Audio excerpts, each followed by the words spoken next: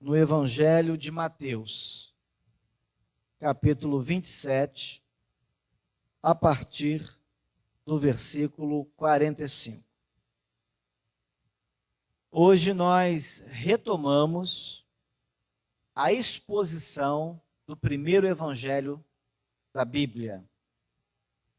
Lembrando a todos que nós já estamos há um bom tempo meditando no Evangelho de Mateus.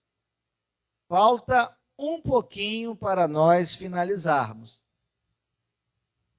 Nós já estamos no capítulo 27 e agora a partir do versículo 45. Hoje nós vamos falar sobre os ensinamentos que podemos obter a partir da morte do Senhor Jesus. A partir desse episódio aqui, da crucificação do nosso Salvador, lá no Calvário. Mas antes de lermos o texto, nós vamos orar. Quero convidar você a fazer isso também mais uma vez.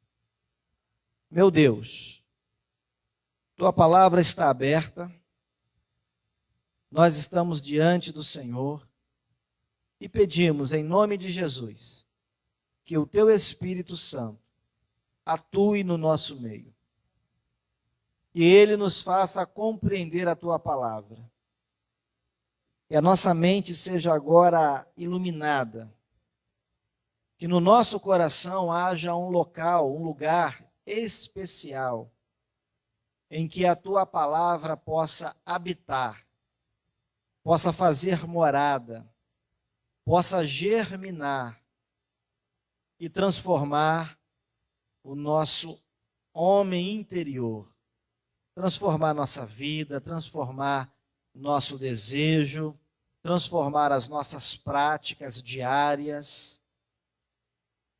Fala conosco, Senhor, nesta hora. Glorifica o Teu nome em nosso meio. É assim que oramos em nome de Jesus Cristo. Amém.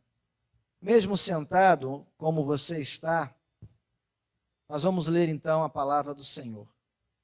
Mateus 27, a partir do versículo 45, nos diz o seguinte: desde a hora sexta até a hora nona, houve trevas sobre a terra.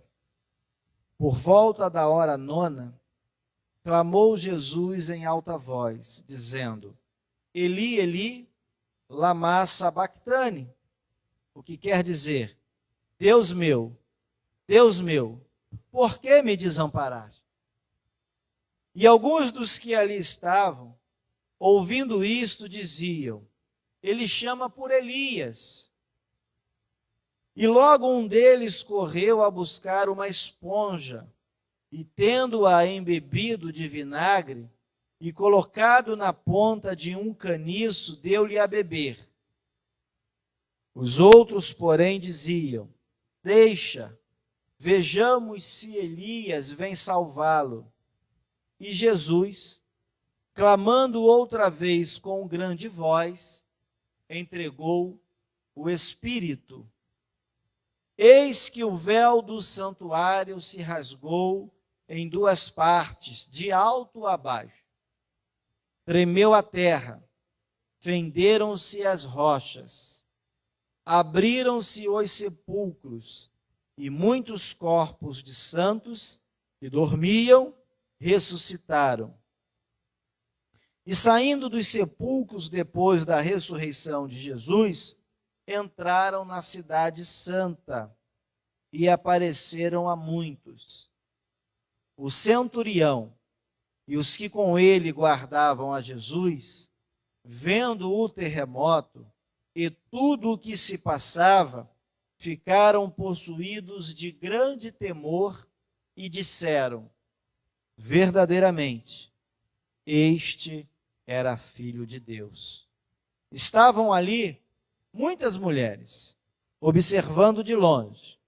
Eram as que vinham seguindo a Jesus desde a Galileia, para o servirem, Entre elas estavam Maria Madalena, Maria, mãe de Tiago e de José, e a mulher de Zebedeu.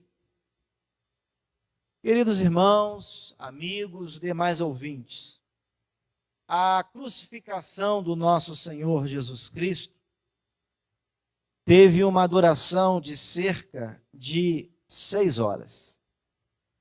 Imagina você o corpo do nosso Salvador, sem culpa alguma, pendurado naquele madeiro durante cerca de 6 horas. A crucificação começa às 9 horas da manhã. Mateus não nos diz isso, mas Marcos, no capítulo 15, versículo 25, revela quando foi que Jesus foi pendurado naquele madeiro. É inegável que aquele período foi de intenso martírio, foi de intenso sofrimento. Mas a grande verdade é que a humilhação do nosso Senhor começou antes disso. Quando a gente abre aqui mesmo em Mateus, nos versículos 26 a 31, aqui mesmo do capítulo 27, a gente observa que a humilhação de Cristo começou durante a sua prisão e o seu interrogatório. Antes mesmo de estar ali no Monte Caveira, ou Monte Calvário. Jesus, já durante o episódio da prisão e do interrogatório, ele já começou a ser escarnecido, ele já começou a ser chicoteado, já começou a ser esbofeteado, cuspiram na cara do nosso Salvador. Então o sofrimento dele foi terrível. É inegável isso. Por exemplo, lendo aqui a partir do versículo 26, nós vemos o seguinte: então Pilatos lhe soltou Barrabás, um ladrão, um assassino, e após haver açoitado a Jesus, entregou-o para ser crucificado. Logo a seguir, os soldados do governador, levando Jesus para o pretório, reuniram em torno dele toda a corte. Despojando-o das vestes, cobriram-no com um manto escarlate, tecendo uma coroa de espinhos, puseram-lhe na cabeça e, na mão direita, um caniço, e, ajoelhando-se diante dele, o escarneciam. Veja como esse episódio está permeado de ironia, de escárnio, de humilhação, de desrespeito ao Salvador. E eles diziam: salve, Rei dos Judeus. E cuspindo nele, cuspindo em Jesus, tomaram o caniço e davam-lhe com ele na cabeça. Depois de o terem escarnecido, despiram-lhe o manto e o vestiram com as suas próprias vestes. Eles colocaram o nosso Salvador sob nudez. Veja que vergonha, que humilhação, que dor, não apenas física, mas também a dor emocional, a dor da alma, a dor que a gente não consegue mensurar. Tudo isso fez parte do sofrimento de Jesus, que culminou com a sua morte. E apesar da profunda tristeza daquele episódio, apesar de todo o escárnio, a verdade é que a morte do Senhor Jesus Cristo se constituiu não apenas em um evento necessário, mas também se constituiu na única solução eficaz contra a condenação eterna da humanidade por causa dos efeitos do seu pecado. Eu vou repetir isso para você. A morte de Jesus apesar da profundidade e da amplitude do sofrimento, do escárnio, apesar de toda a tristeza daquele episódio, a morte de Jesus foi ao mesmo tempo necessária e também a única solução possível para que a humanidade pudesse ter o seu pecado perdoado. Não existe na face da terra nenhum remédio, nenhum antídoto, nada que tenha uma solução eficaz contra a pior doença que o ser humano pode carregar em si. Para alguns, a pior doença que o ser humano pode carregar é o câncer. Para outros, é a AIDS, ou talvez uma outra doença incurável, uma doença degenerativa. Para alguns, a Covid-19 é o mal dos últimos tempos, no meio da humanidade. Mas a Bíblia diz que a pior doença que o homem pode carregar dentro de si é o pecado.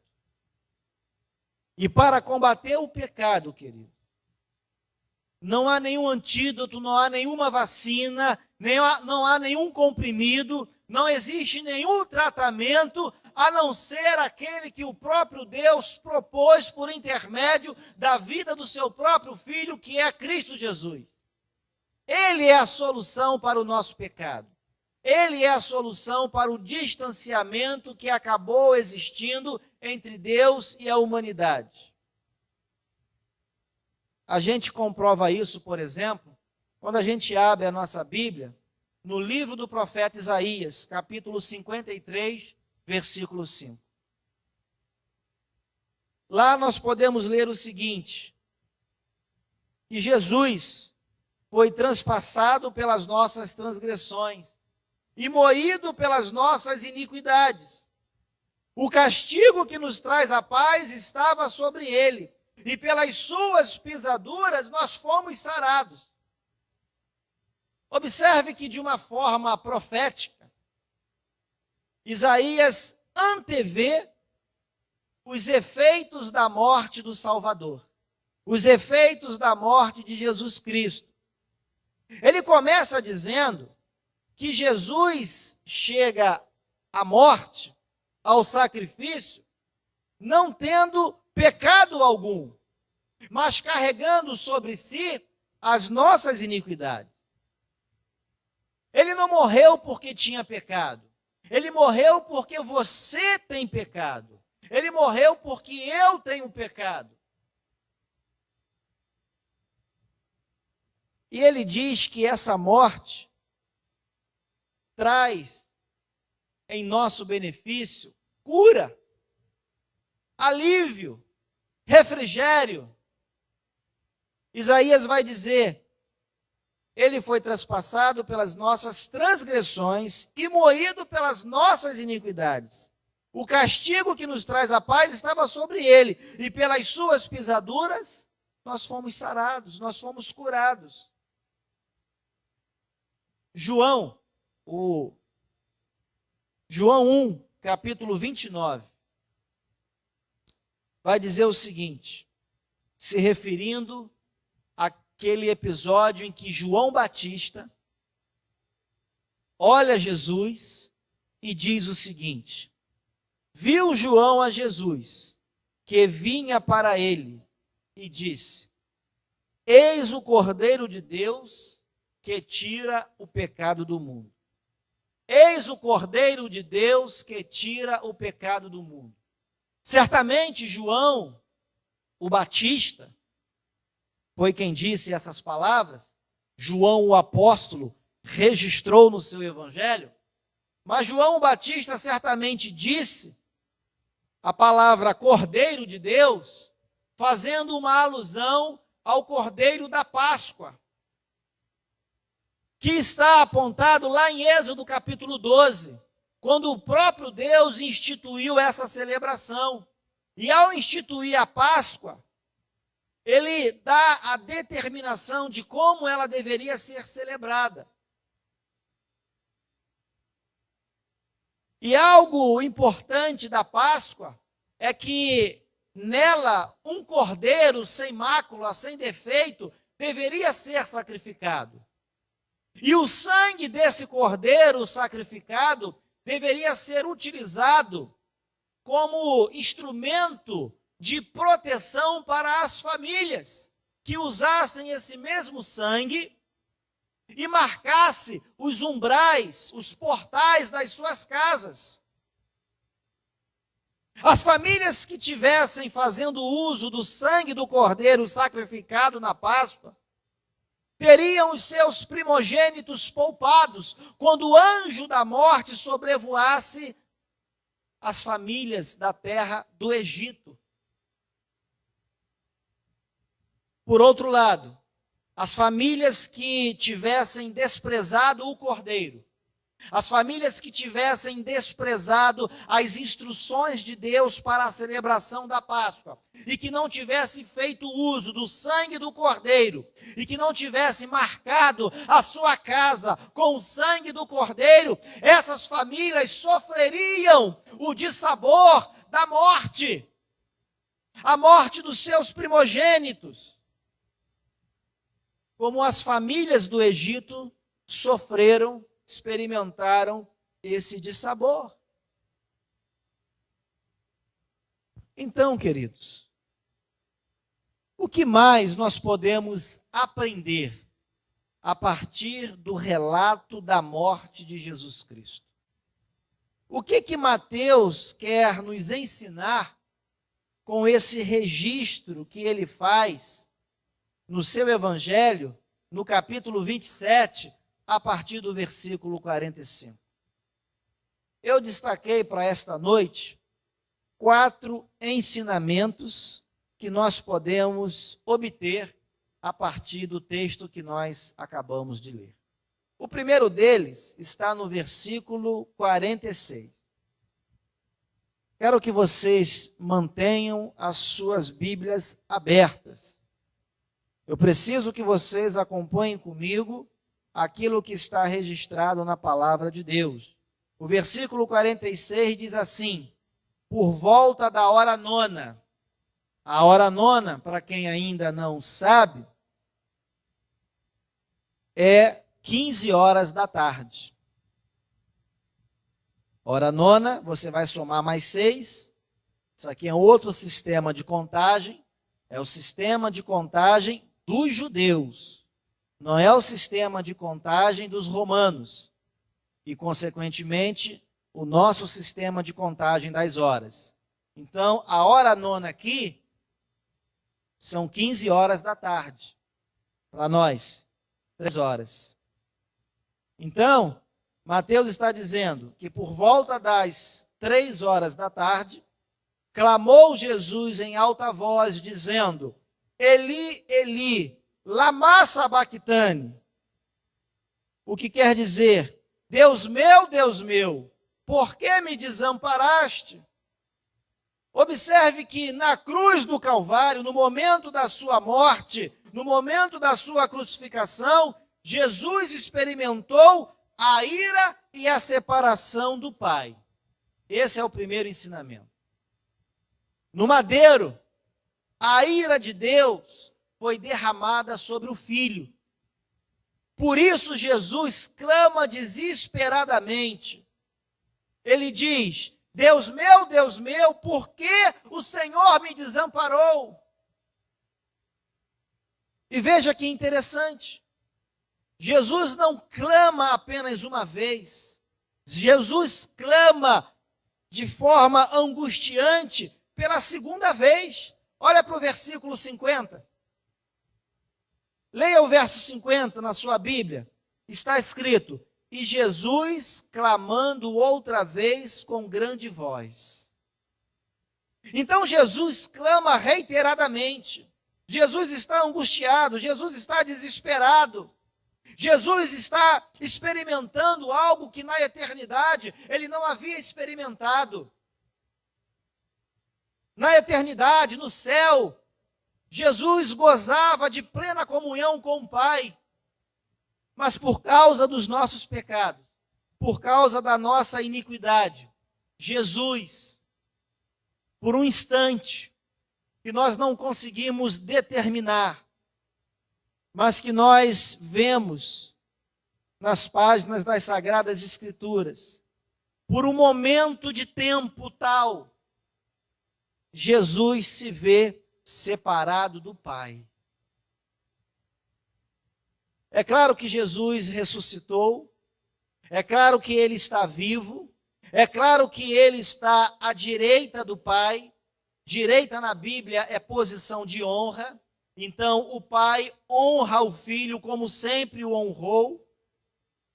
Mas a verdade é que na cruz do Calvário, Jesus por um instante experimentou desesperadamente a separação do Pai. Algo que até então ele não havia experimentado de nenhuma maneira.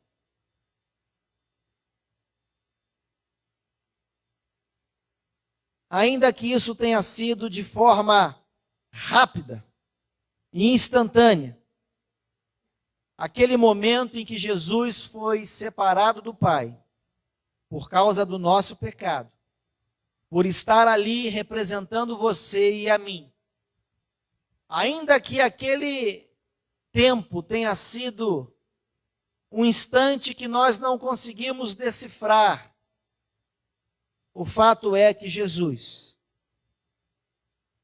clamou desesperadamente.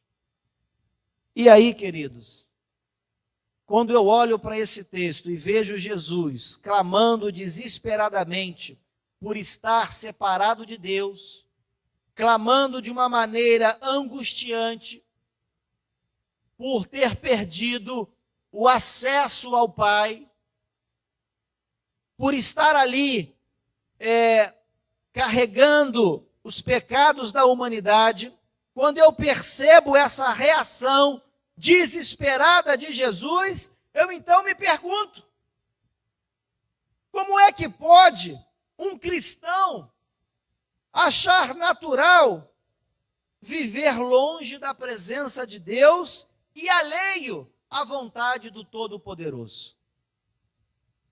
Eu me faço essa pergunta. Como é que algumas pessoas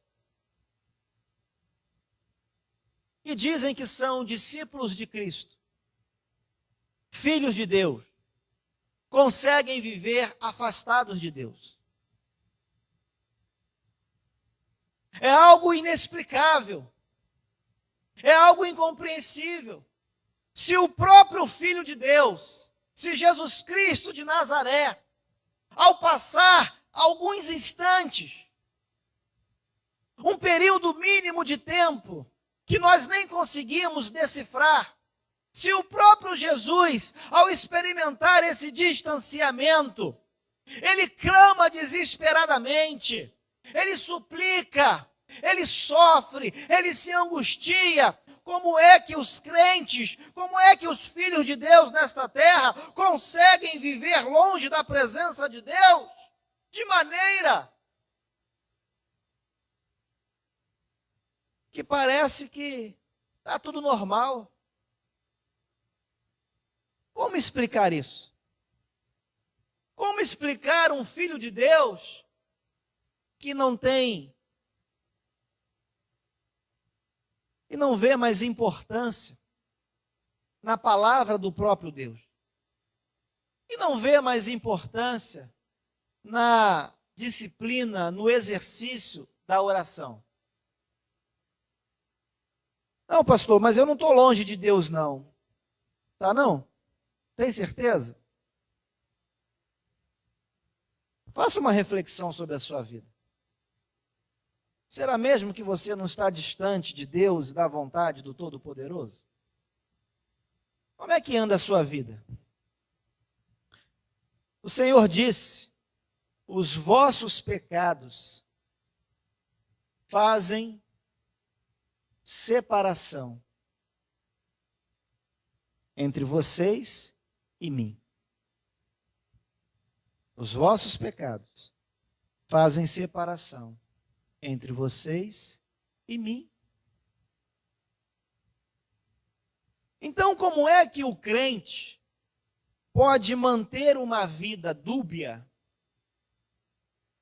Como é que o crente pode manter uma fé morna?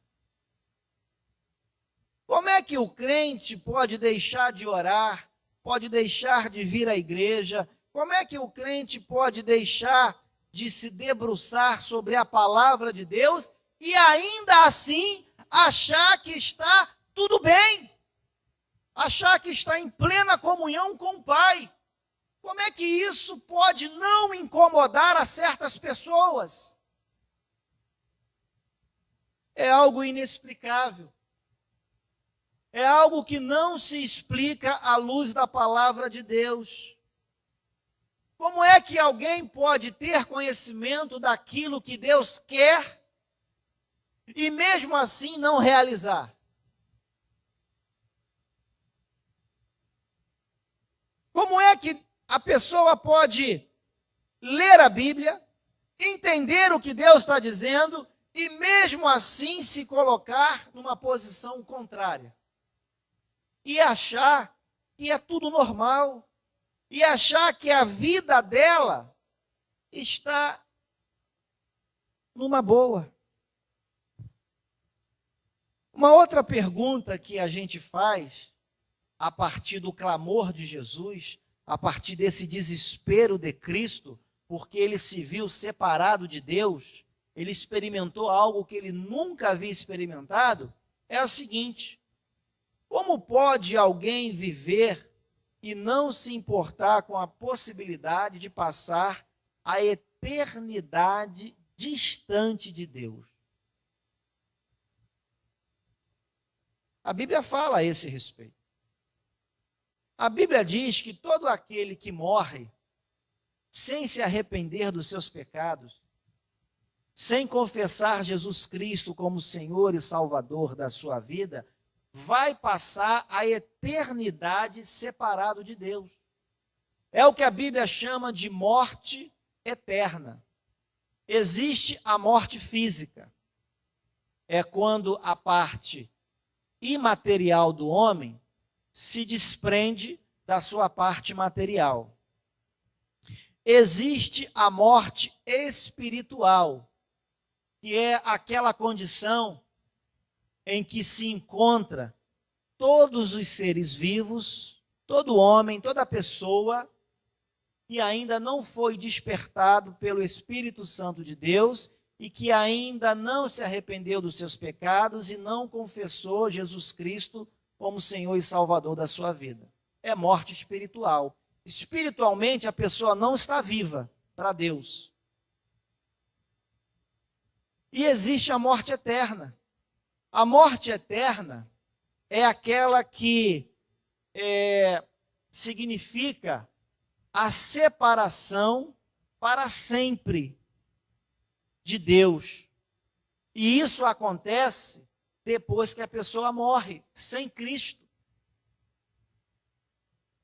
Então, como é que a pessoa pode tomar conhecimento dessa verdade e continuar como se nada fosse diferente?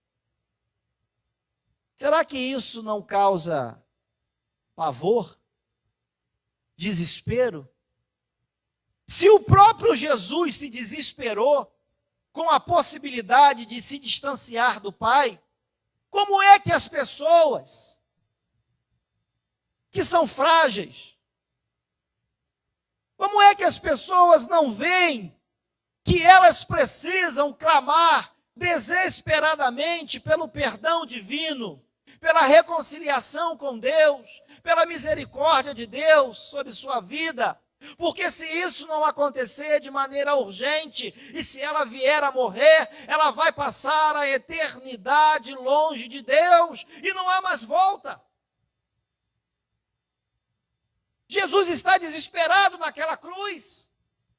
Ele está prestes a experimentar a separação do Pai. Isso deveria nos incomodar. Ter comunhão com Deus deveria ser o nosso objetivo. Realizar a vontade do Pai deveria ser o nosso alvo. O segundo ensinamento que nós podemos extrair desse texto está justamente no versículo 50. Quero que você leia comigo esse versículo. E Jesus, clamando outra vez com grande voz, entregou o Espírito. Quero que você sublinhe essa expressão. Entregou o Espírito. Jesus entregou o Espírito. A segunda lição é que a morte de Jesus foi um ato voluntário. A morte de Jesus foi um ato voluntário, foi uma entrega voluntária. Jesus não morreu de forma surpreendente, inesperada. A morte de Jesus foi algo planejada desde a eternidade. Jesus já veio à terra sabendo pelo que ia passar.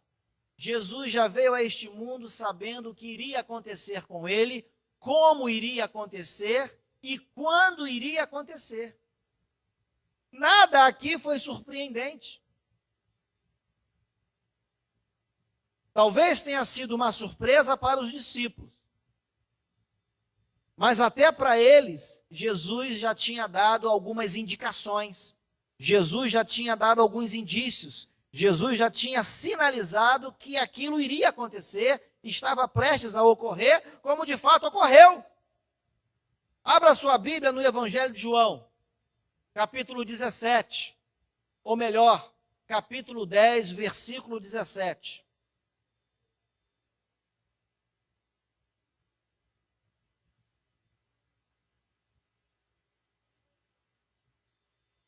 Nós lemos o seguinte: por isso o Pai me ama, porque eu dou a minha vida para a reassumir. Ninguém a tira de mim. Pelo contrário, eu espontaneamente a dou. Tenho autoridade para a entregar e também para reavê-la. Este mandato recebi de meu Pai. Olha o que Jesus está dizendo. Ninguém tirou a vida de Jesus. Pilatos não tirou a vida de Jesus. Satanás não tirou a vida de Jesus. Os soldados romanos não tiraram a vida de Jesus. Os judeus, os fariseus, as autoridades religiosas daquela época não tiraram a vida de Jesus. Jesus está revelando que ele deu a sua vida em resgate. Ele deu voluntariamente a sua vida. E ele fez isso para que depois pudesse reassumi-la. Ele está revelando que ele tinha essa autoridade. Ele recebeu esse mandamento do Pai. Ele recebeu esse poder, essa competência do próprio Deus Pai. Então ninguém pegou Jesus à força e colocou naquele madeiro. Ele foi até o madeiro, ele se deixou prender, ele se deixou crucificar. Jesus é aquele que tem toda a autoridade. Ele tem autoridade sobre Satanás, ele tem autoridade sobre a morte, ele tem autoridade sobre a enfermidade. Basta uma palavra do Senhor que tudo se transforma. Quem é outra pessoa que pode fazer o que Jesus fez? Você conhece algum homem? Você conhece alguma entidade que faça o que Jesus fez? Mas a morte de Jesus, ainda nesse aspecto, foi um ato de obediência ao Pai. Em João 19, versículo 30,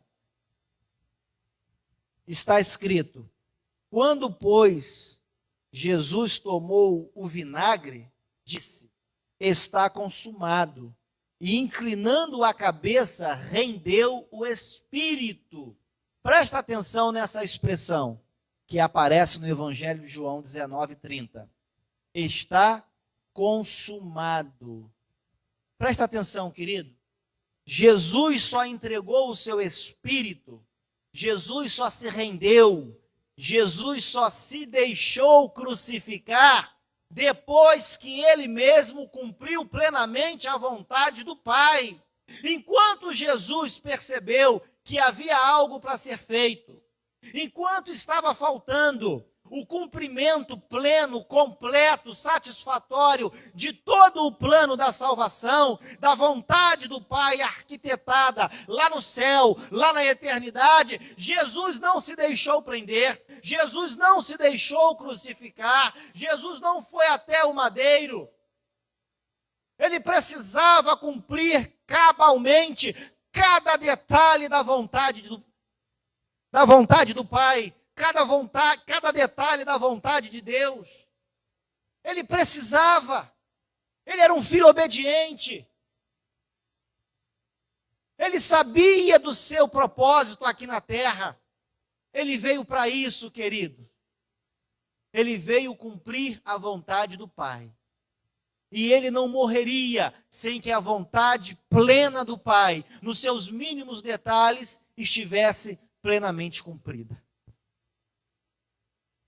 Mas a morte de Jesus, ainda nesse mesmo aspecto, foi também um ato de amor à sua igreja. Jesus morreu pela sua igreja. Pastor, onde está escrito isso na Bíblia? É fácil. Abra em Efésios capítulo 5, versículo 25. O que você lê? É ou não é verdade o que eu estou dizendo? Efésios capítulo 5, versículo 25. É até um texto que nós usamos muito para falar sobre o relacionamento do marido com a esposa e vice-versa, né? O que nós lemos no versículo 25?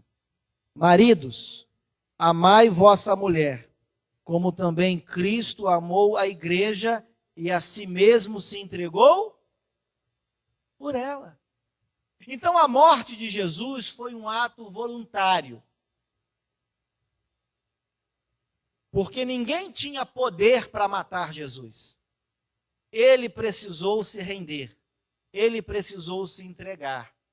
Mas foi um ato voluntário em obediência ao Pai. Jesus veio cumprir o plano da salvação. E além de ser um ato voluntário de obediência, foi um ato voluntário de amor. Amor à sua igreja, amor ao seu povo, amor aos seus discípulos. Paulo está testificando. Quem escreveu Efésios foi Paulo. Então Paulo está dizendo que Jesus se entregou pela igreja. Então, se você é igreja, Jesus se entregou por você. É um ato de amor. Terceiro ensinamento. Eu disse que são 4. Terceiro ensinamento está no versículo 51. Vamos voltar para o Evangelho de Mateus, capítulo 27. Versículo 51. O que está escrito?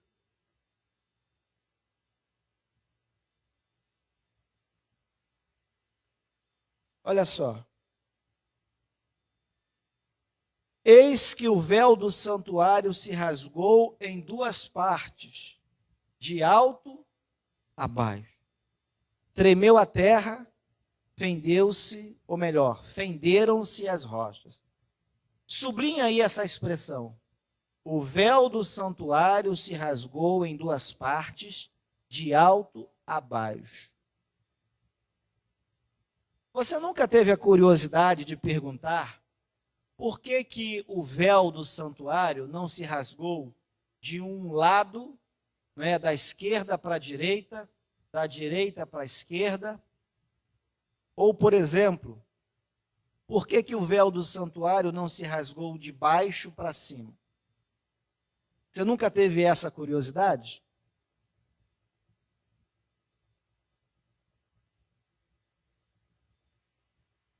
Não é interessante o que está escrito aqui? A Bíblia está dizendo que o véu se rasgou do alto para baixo, da parte de cima para a parte de baixo. Eu já falei isso aqui em outra ocasião, mas eu faço questão de repetir. Naquela época, a tenda da congregação era dividida basicamente em 3 partes.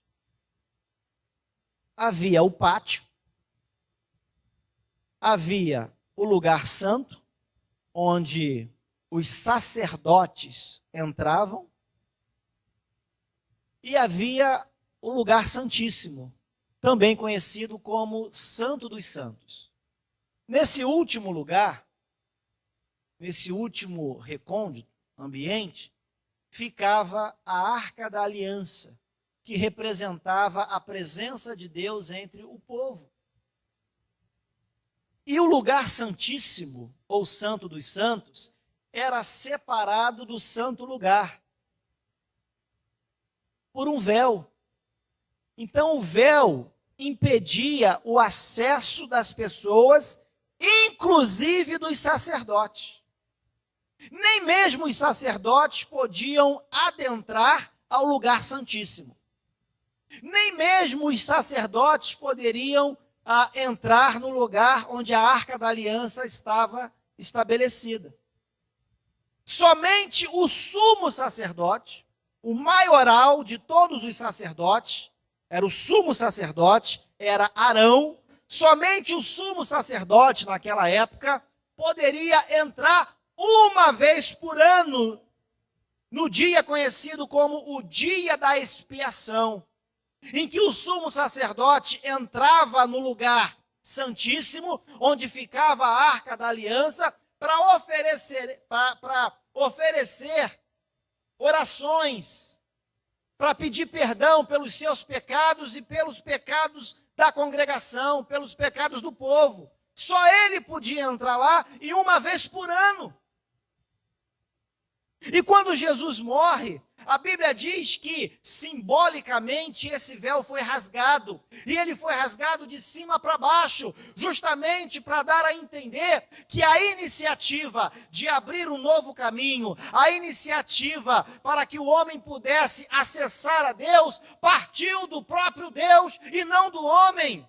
Queridos, a iniciativa da salvação não é humana. Não é sua. A iniciativa da salvação do pecador vem do próprio Deus.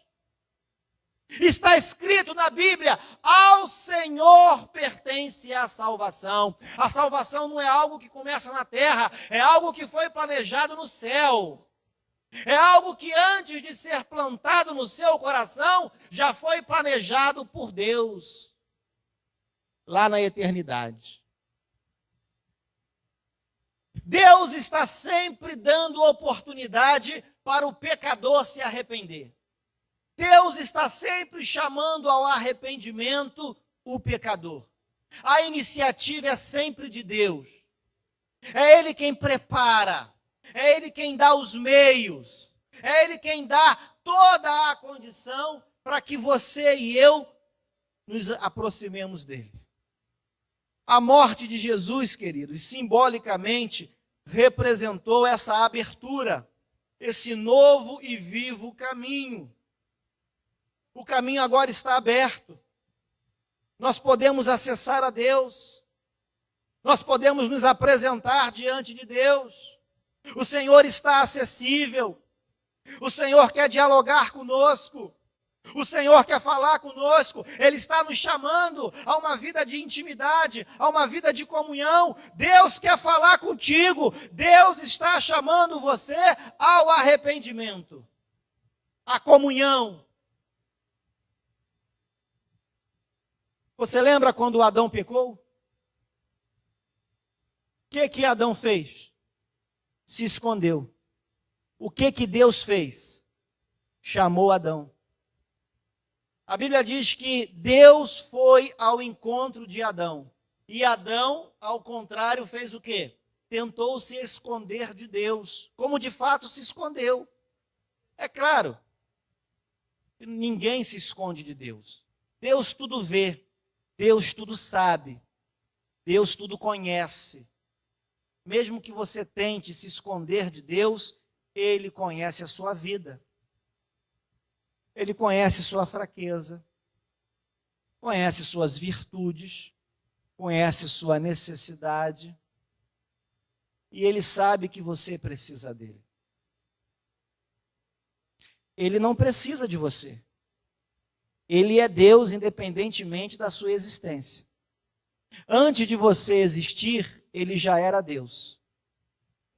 E mesmo que você deixe de existir, isso não vai mudar a natureza dele. Mas você precisa dele. Eu preciso dele. Em Romanos capítulo 5, a partir do versículo 1 está escrito: justificados, pois, mediante a fé, temos paz com Deus por meio de nosso Senhor Jesus Cristo, por intermédio de quem obtivemos igualmente acesso pela fé a esta graça, na qual estamos firmes e gloriamo-nos na esperança da glória de Deus. O homem só é justificado por intermédio de Cristo Jesus. É por meio de Jesus que eu e você podemos ter acesso ao Pai.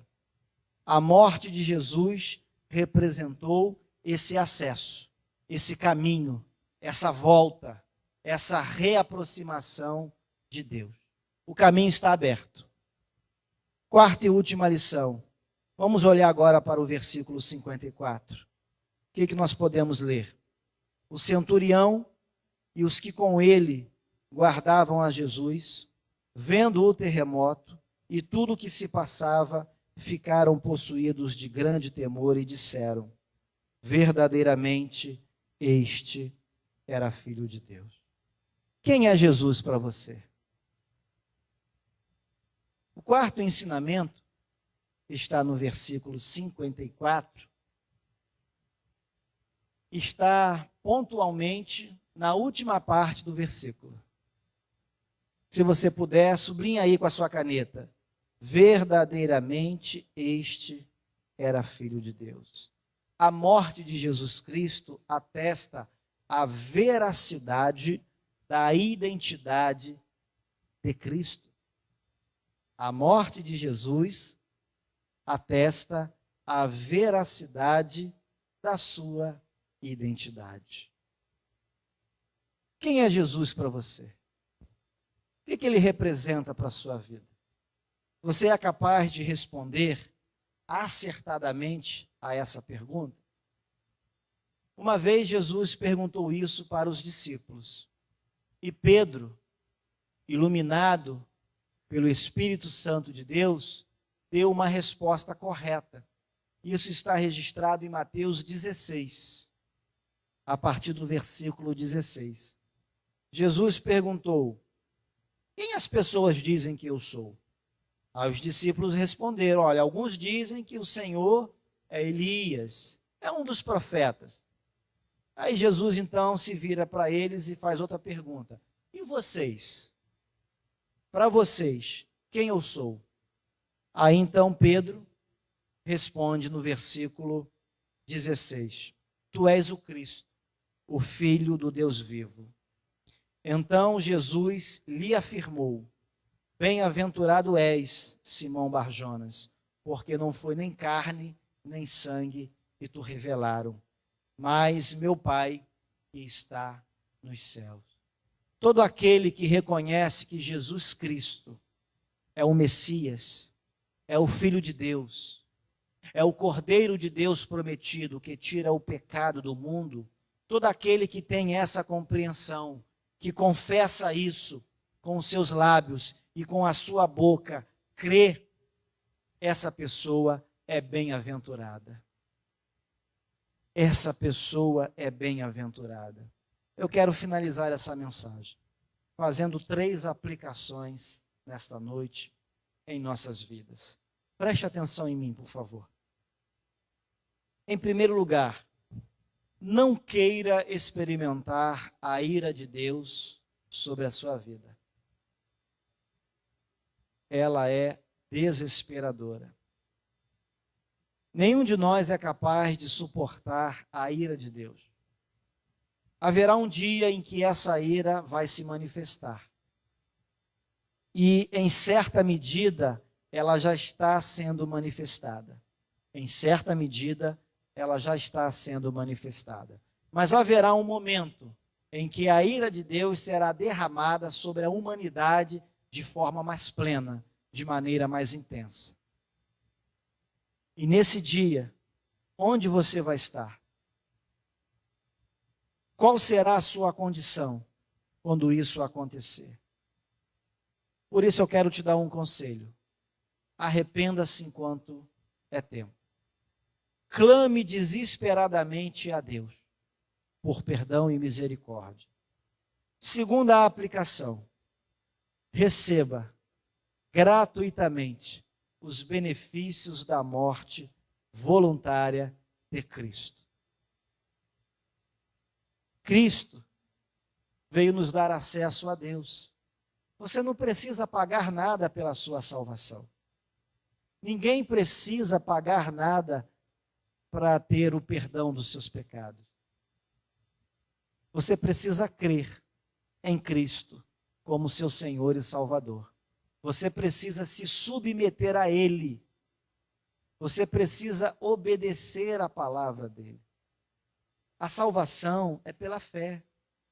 O perdão é pela fé. Você precisa se arrepender. Você precisa receber Jesus na sua vida. É de graça.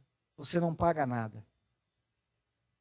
Receba os benefícios da morte do nosso Salvador. Terceira e última aplicação. Creia, não duvide. Creia que Jesus é quem, de fato, as Escrituras dizem que Ele é. A Bíblia diz que Jesus é Deus. A Bíblia diz que Jesus é Senhor. A Bíblia diz que Jesus é Salvador. Nós precisamos crer nas Escrituras. Nós precisamos crer que Ele é digno de receber a nossa adoração, que Ele é digno de receber o nosso louvor, que Ele é digno de receber o nosso culto, que Ele é digno de receber honra, que Ele é digno de receber glória, majestade e poder. Nós precisamos crer na pessoa de Cristo Jesus, como as Sagradas Escrituras dizem. Não saia daqui sem crer. Você que assiste essa mensagem, creia em Cristo Jesus como Senhor e Salvador da sua vida. E que Deus nos abençoe. Vamos orar? Pai, aplica esta palavra nas nossas vidas. Faça-nos crer que Jesus é quem de fato as Sagradas Escrituras dizem que Ele é. E que assim, Senhor, possamos desfrutar dos benefícios da sua obra, o que inclui a sua própria morte. E que assim possamos nos arrepender enquanto é tempo, para que possamos escapar da ira vindoura. Ó Deus, ajuda-nos nisso. Completa a tua obra nas nossas vidas. Em nome de Jesus Cristo, amém. Irmãos, nós vamos passar agora